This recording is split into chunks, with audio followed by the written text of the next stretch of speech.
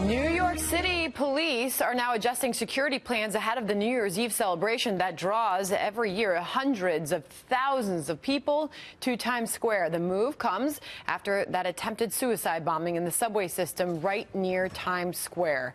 The NYPD working closely with federal authorities to keep everyone safe. Let's go to Rick Leventhal, who has what changes are they going to make, Rick? Well, Sandra, I interviewed the NYPD Commissioner Jimmy O'Neill last night about the challenges that are facing the largest police department in America during these trying times. And you may remember just a day after O'Neill was sworn in, September of 2016, a terrorist set off a bomb in Chelsea. And then, of course, on Halloween of this year, a terror truck attack killed 8. And then 1 week ago, that ISIS sympathizer set off a pipe bomb near the Port Authority bus terminal, trying to kill himself, he said, and as many others as possible. So now, the NYPD's Super Bowl, if you will, New Year's Eve, just 2 weeks away. I used to love 3 or 4 days out of the year. I used to love 4th of July. I used to love Thanksgiving. I used to love New Year's Eve.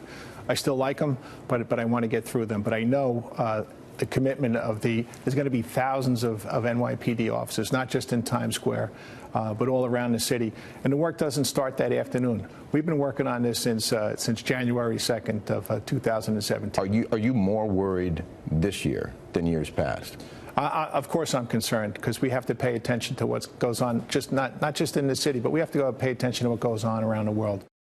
Concerned, but the commissioner says they'll be ready.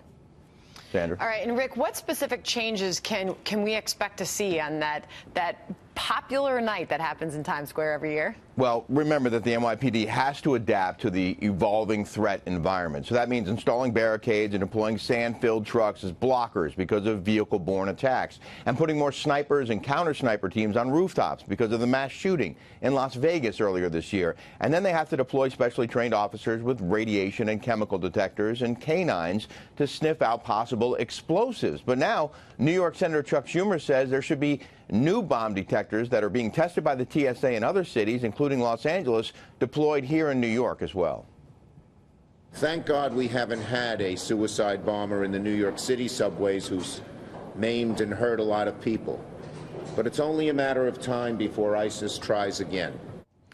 Well, the TSA says it may, in fact, bring those devices here. But in the meantime, the NYPD is preparing for the most massive security challenge of the year.